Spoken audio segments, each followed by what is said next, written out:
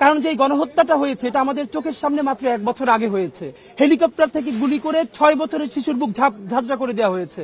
তারা কেউ দেশ ছেড়ে পালায় নাই দিল্লিতে, তারা সবাই আদালতে লড়াই করেছে। তার সর্বোচ্চ শাস্তি বাংলাদেশে আজকে আদালত রায় দিবে এবং অতি দ্রুত সময়ের মধ্যে সেটা কার্যকর করবে। কোটি মানুষের প্রত্যাশা হলো যে আজকে ইনসাফ প্রতিষ্ঠিত হবে, আদালতে ন্যায় বিচার প্রতিষ্ঠিত হবে, জাস্টিস প্রতিষ্ঠিত হবে।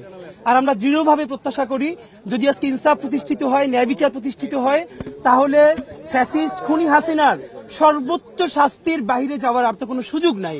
কারণ যে গণহত্যাটা হয়েছে এটা আমাদের চোখের সামনে মাত্র 1 বছর আগে হয়েছে।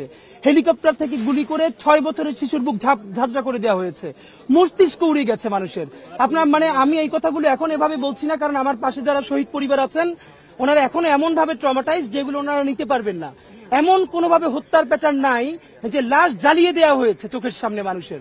সুতরাং আজকে যদি আদালত সেই ইনসাফ প্রতিষ্ঠা করতে পারে তাহলে শুধু বাংলাদেশের না, পৃথিবীর বুকে বাংলাদেশের আদালত সেই নজির স্থাপন করতে পারবে।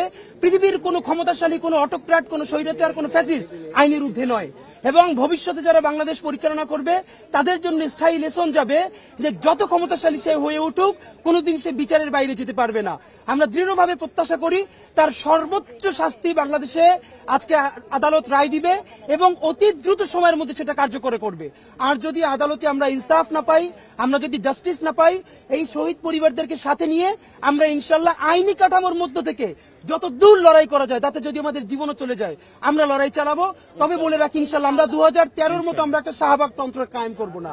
আমরা বলবো না যে বিচার মানি না, ফাঁসি চাই। আমরা বিচার চাই এবং আদালতের মাধ্যমে আমরা ন্যায় বিচার চাই। যতক্ষণ না পর্যন্ত ইনসাফ প্রতিষ্ঠিত হবে ততক্ষণ পর্যন্ত আইনি কাঠামোতে এবং রাজপথে আমাদের প্যারালাল আন্দোলন চলবে।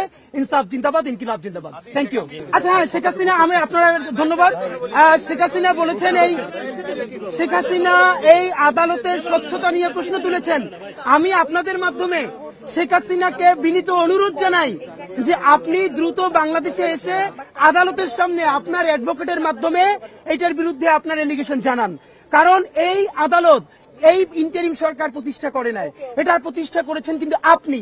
এখন পর্যন্ত বাংলাদেশের এস্টাবলিশমেন্ট কিন্তু আপনারই লোকজন। সুতরাং আপনার ভয় কিসের? আপনি যদি মনে করেন আপনি মাজলুম, আমরা তো জালেম হয়ে উঠতে চাই না, আমরা আমাদের শত্রুর সাথে ইনসাফ চাই। আপনি আসেন, আপনি আদালতে কথা বলেন, আপনি সুপ্রিম কোর্টে গিয়ে অ্যাপিল করেন এবং আপনি লড়াই করেন। দেখেন বাংলাদেশে এর আগেও তো সকল রাজনৈতিক দলের উপর নিপীড়ন হয়েছে না? তারা কেউ দেশ ছেড়ে পালায় নাই দিল্লিতে, তারা সবাই আদালতে লড়াই করেছে। আপনিও আসেন, লড়াই করেন। Thank you.